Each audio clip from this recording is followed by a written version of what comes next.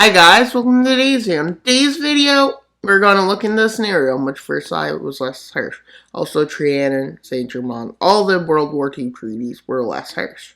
And World War I, were less harsh. But as you know, it was much less harsh. I made this map a while ago. So Austria still has parts of Sudan land along with Germany. There's probably a few border disputes, like Romania probably claims this land as their own. And I would say there's lands that Yugoslavia claims.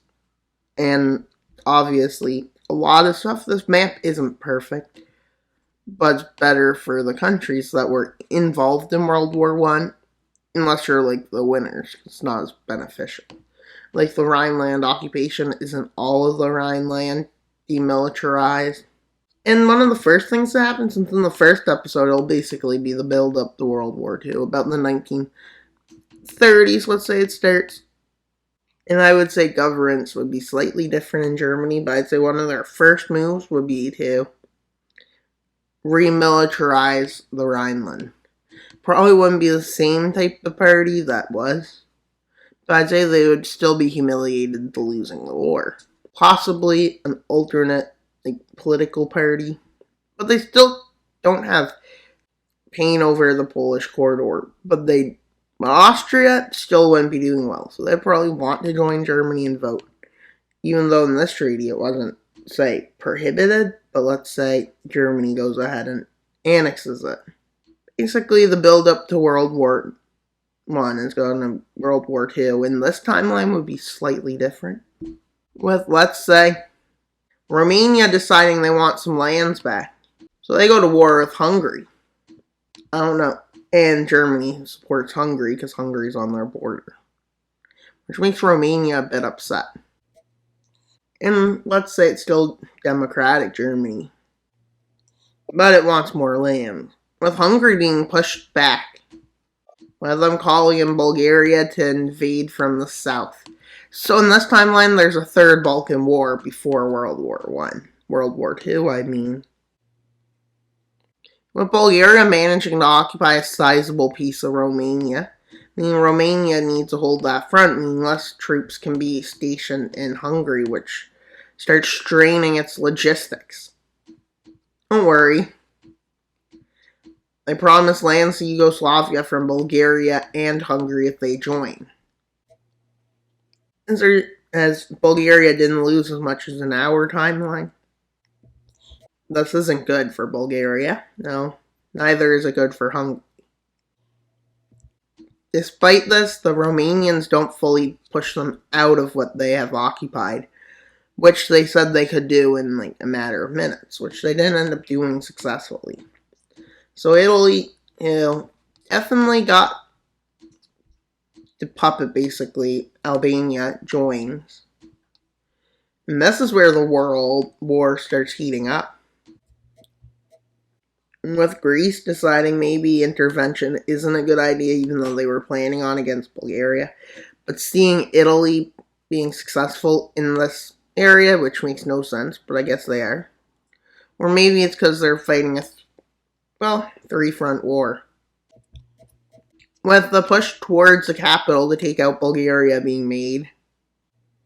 But this is hard, they're fighting a three-front war. And they're managing to take the capital of Hungary. They thought this would make Hungary surrender, but it didn't. And at this point, they're struggling against Italy. And if they continue to struggle against Italy, they will lose this war, and they know it. As Bulgaria and Hungary are now getting supplies from Italy, which a lot of these nations are against, but there's really nothing. And now the Hungarian counteroffensive shall begin.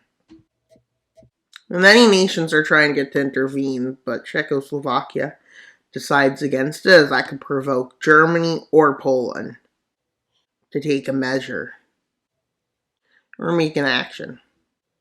With Austria-Hungary in this timeline being partitioned by ethnicities makes a big difference. With a big chunk of their land still being occupied, Hungary makes a move. They invade northern Yugoslavia and meet up with Italian forces. And the Italian forces make an offensive here, and this allows aid to easily get into this area. But Bulgaria invading southern and Macedonia, or southern Yugoslavia, whatever you want to call it. And so now Yugoslavia is in a bit of a problem.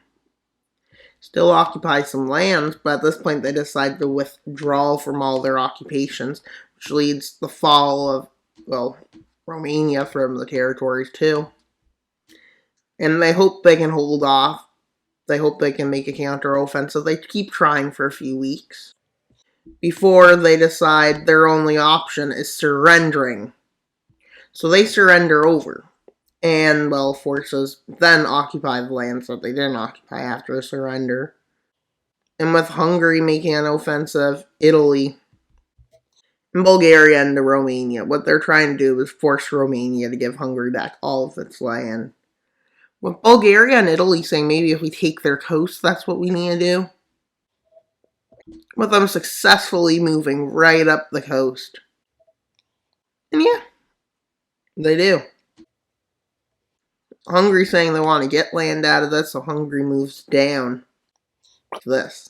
So they can gain land to have access to this territory, so it's not just annoying on the map to look at. And at this point, Romania surrenders. Now for the peace treaty. Reforming the HRE in this series. I mean, I would say they still got an irredentist government. Mainly because economics. And chances are, the reparations were too much for the mighty German nation, according to the leaders. But if you're so mighty, has too much. But anyways, back to the video. Where the invasion after, let's look at the treaty. Bulgaria, as we see, has gained large swaths of land. Hungary now has a corridor between their lands. Yugoslavia looks like a mess at this point. And Italy is much stronger, and so is their puppet of Albania, but never have a puppet stronger than you. And so if you do, that's just bad. And as we can see, Germany quickly connects up the two areas. With Poland, occupying this area, I'll remember. And Germany having a plan that no other nation has intervened. But they know if they do any more, then nations will intervene. They want lands from Belgium and Netherlands. And basically, the government wants to invade everyone and thinks Germany is the one nation that should exist. Basically, even though they make a puppet, which makes no sense. But I guess because they don't want to annex too much at once.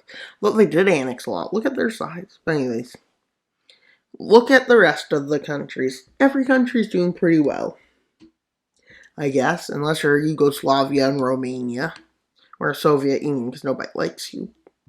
But if you're Finland, you're pretty chill. For now, maybe not in 3 years. That's besides the point. And that's all for today's video. Please like, subscribe, and comment. If I get more than 5 likes, the series will continue.